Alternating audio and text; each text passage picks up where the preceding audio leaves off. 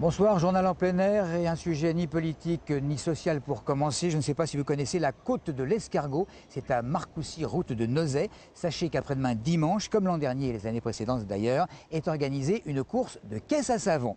Ce sont des engins bizarres avec évidemment des roues, une direction, un arceau de sécurité. En pente, on peut atteindre 60 km/h.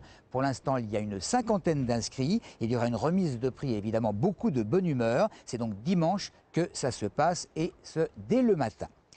Du sursis de 6 à 8 mois à l'encontre de 3 policiers condamnés pour homicide involontaire pour avoir laissé un homme ivre près de la Seine à Corbeil. L'homme s'était noyé peu après le départ des policiers en question.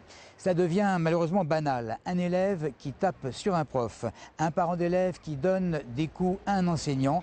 Pierre Opitz et David Kircher ont recueilli quelques avis en Essonne. Mais il faut peut-être les envoyer dans des associations où on encadre des enfants handicapés pour voir un petit peu à quoi les gens sont exposés. Éduquer les parents. C'est-à-dire Pour pas qu'ils soient démunis, parce que c'est vrai qu'aujourd'hui, les ados, ils sont difficiles. Et il faudra peut-être plus aider les parents. Moi, je pense qu'aussi, il faudrait les mettre dans des écoles à part. Tout ce qui est agression, tout ça, des personnes comme ça, il ne faut pas les garder avec d'autres personnes qu'il y a dans la classe qui sont encouragées pour travailler et qui ne peuvent pas faire leur cours tranquillement. Évidemment, renforcer les mesures éducatives au niveau des familles et donc des adultes pour appliquer un peu plus de respect à ces jeunes. L'enfant qui a tapé le professeur doit être renvoyé du lycée pendant une semaine. Parlementer déjà, hein. Il faudrait essayer qu'il y ait plus de contact entre les élèves et les professeurs. Ce qui n'est pas simple. Rappelons qu'un député propose de supprimer les allocations familiales d'un parent qui agresserait un enseignant. Jean-Vincent Placé estime que le gouvernement est peu préoccupé par l'écologie. Le sénateur essonien d'Europe Écologie Les Verts s'exprimait ce matin sur Europe 1 à quelques heures de la conférence environnementale. Jean-Vincent Placé, qui d'autre part à propos du diesel, souhaiterait une interdiction complète de ce carburant. Il demande que d'ici 3 ans, il est précis, il soit interdit de circuler dans les voitures roulant au diesel.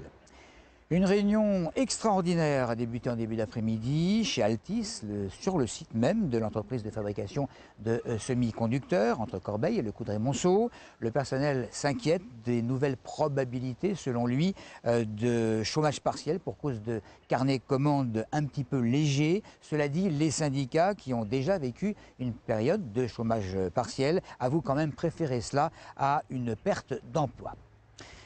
On devrait savoir dans les prochaines heures d'ailleurs s'il y a ou non diminution à prévoir du rythme de production. À Tismons, à présent, avec la crèche Babylou les petits loopings, ça s'appelle comme ça. C'est une crèche innovante en matière d'équipement pour les enfants. En effet, depuis 1 an, elle possède une salle, alors attendez-vous bien, Snozelen. En quoi consiste cette salle? Qu'apporte-t-elle aux petits? Plus d'explications dans ce reportage signé Claire Colombel. Cette crèche, située à quelques kilomètres des pistes d'Orly, accueille chaque jour 60 enfants entre 5h et 22h30. Et pour cause, les parents de ces petits, âgés de 2-3 mois à 4 ans, travaillent la plupart du temps à l'aéroport. Pour maintenir calme et éveiller ses enfants aux 5 sens, la directrice a choisi d'équiper la crèche d'un Snozelen, une initiative qui séduit les parents. Je sens tout à fait décontractée. À la maison, il est plus posé le soir. Vu que même à la maison, on a une veilleuse avec des lumières, donc ça doit lui rappeler aussi un peu la maison. Une fois entrés dans la pièce, les enfants sont silencieux. Ils observent, touchent, écoutent, leurs 5 sens sont en alerte. Pour garantir une meilleure détente pour les enfants, ces séances durent entre 15 et 20 minutes et par petits groupes de 5 enfants, pas plus. Il y a un sas d'entrée pour cette salle, c'est-à-dire qu'on rentre vraiment dans une salle qui est de relaxation, les enfants le savent. On met de la musique douce, on baisse la lumière progressivement et on allume donc les éléments. Et donc les enfants, au début, peuvent aller d'un élément à l'autre sans qu'on les dirige, nous. Et progressivement après, l'adulte se positionne sur un élément, amène les enfants à y aller, et puis met des mots sur ce que les enfants peuvent ressentir, exprimer.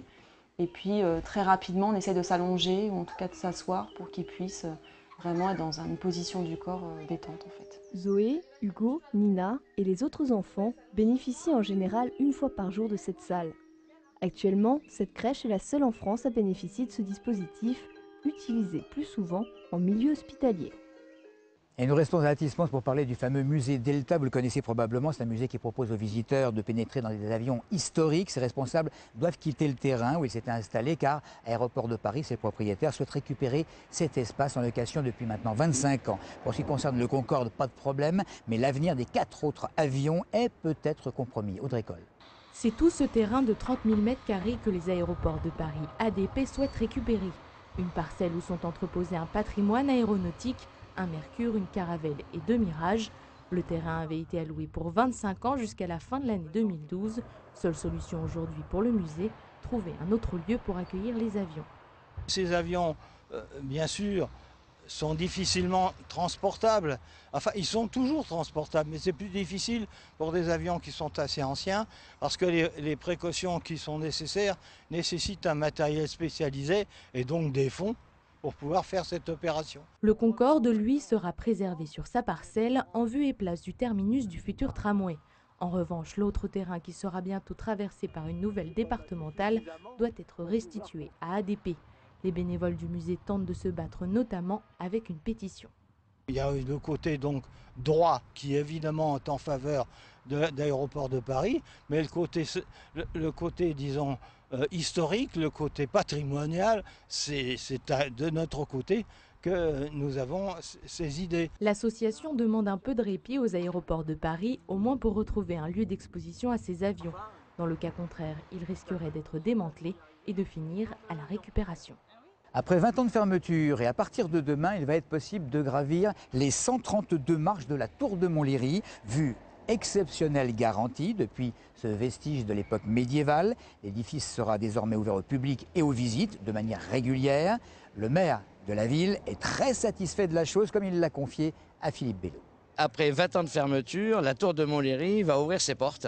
Et après beaucoup de difficultés, mais il y a eu aussi beaucoup d'aides, de travaux qui ont été réalisés auparavant.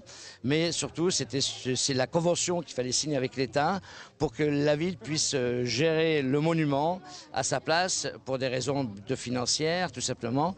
Et nous, on pourrait mettre des conférenciers justement au temps partiel. On passe à l'événement sportif du week-end, le Rugby Club de Massy qui va disputer demain à domicile son deuxième match de la saison en Pro D2. Après un premier succès face à Pays d'Aix, 21-18, les joueurs de Jeff Dubois vont devoir absolument l'emporter face à Béziers, un concurrent direct pour le maintien et le coup d'envoi. Il est prévu à 18h30. En football, l'ES Viry recevra la visite de Caen en CFA à l'occasion de la 6e journée de championnat. Un match important que les Essonniens vont devoir remporter afin de poursuivre leur chemin vers le maintien. Un match qui va débuter à 18h. Le Massy-Essonne Handball à présent qui va se rendre à Semur-Noussois demain soir à 20h30 afin de tenter de revenir avec des points de la victoire. Victorieux samedi dernier à domicile face à Chartres-Mainvilliers, les hommes de Benjamin Brault sont lancés vers le maintien sportif à ce niveau. L'exploit est possible sur le terrain d'une équipe, il faut le savoir, privée de plusieurs joueurs pour cause de blessures. Enfin, retour à Montlhéry pour la course des Biscornes qui aura lieu demain et dimanche. Au programme des départs et des arrivées de Benjamin aux seniors, chez les dames comme chez les hommes. Un vrai week-end tourné vers le vélo, ou pour tout ce que vous voulez d'ailleurs. Merci de nous avoir suivis.